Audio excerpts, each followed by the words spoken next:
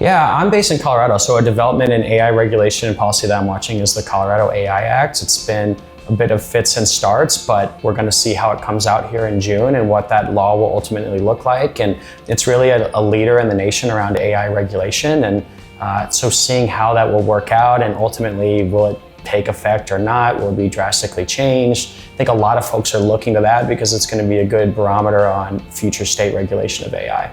Yeah, so I'm based in the EU, so the EU AI Act is something I watch really closely, also together with all the privacy laws. And there is a reform. The EU AI Act is still like a baby, but there's already a reform coming up. And I'm very excited and curious to see how this develops, because not everyone in the European legislator area is of the same view. So we might get the changes, we might not get them. So this will be a very interesting year. Yeah, I mean, there's a lot of AI regulations we're watching really closely. Some of them have to do with the disclosure of when AI is being used. And I think the more that AI is being used these days for all kinds of things, the more we will see these disclosures. I mean, I'm from California and we see these Prop 65 disclosures everywhere. You walk into a law firm, it'll say Prop 65, this building could have things that cause cancer. And you know, I'm hoping that it doesn't go the way of, well, it's just everywhere and has no meaning.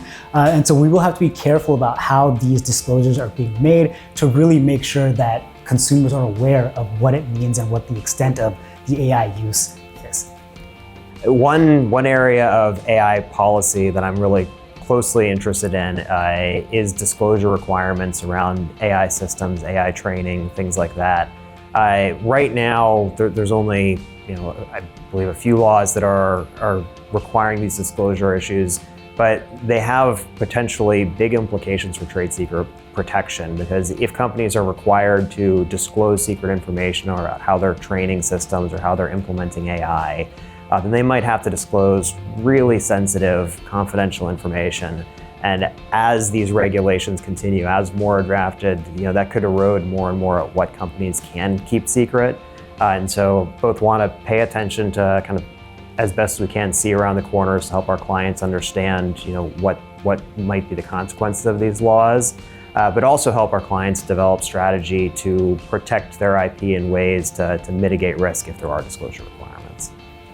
The developments I'm watching closely in the United States are how existing regulators are starting to apply traditional legal frameworks to AI systems, rather than waiting for entirely new AI-specific legislation.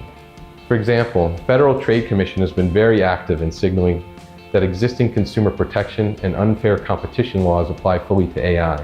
The agency has warned companies about issues like deceptive claims about AI capabilities, misuse of personal data and training models, and algorithmic bias.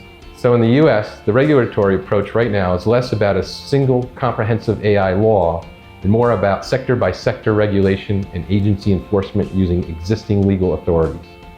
For companies deploying AI, the challenge is somewhat complex because the key compliance question is how AI intersects with various other laws that already exist. And in the EU, the most important development is the implementation of the EU Artificial Intelligence Act. It is the first comprehensive regulatory framework for AI systems. It uses a risk-based approach, imposing greater obligations on systems that could significantly affect individuals or markets. Even for US companies, it is important because it applies extraterritorially to companies offering AI systems in Europe. And historically, European regulations, like the General Data Protection Regulation, have ended up shaping global compliance standards. So last year we saw at least one state pass legislation around this, and this year there's been a little bit of rumbling, and I believe we'll continue to see quite a bit of discussion around that, and that is algorithmic pricing, also known as dynamic pricing. Generally speaking, it's this concept of selling the same product or the same service to an individual for one price versus another.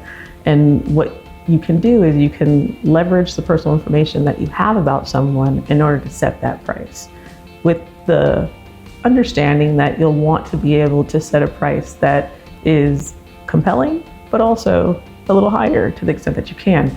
And so algorithmic pricing has been around. It's not a new thing. However, we're starting to see more and more regulators take issue with it conduct investigations around it.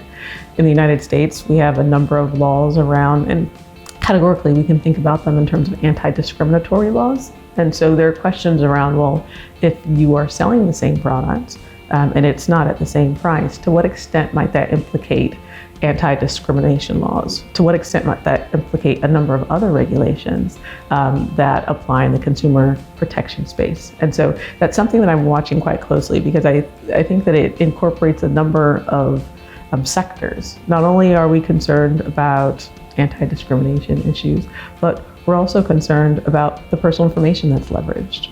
The way in which this technology works is based off of information, right? One particular development in AI policy or regulation that I'm keeping an eye on is there's an ongoing debate in multiple jurisdictions around the world as to whether training of AI on copyright works requires permission or compensation. And the outcome of that debate will have fundamental impact on the creative industries. For media companies, publishers, studios, and music rights holders, the question is whether their content becomes a freely usable input for these AI systems or a licensable asset. And what's interesting is that this is likely to shape the entire new licensing markets between AI technology companies and rights holders. So the regulatory direction isn't just determining legal risk, it will influence the commercial structure of the AI ecosystem.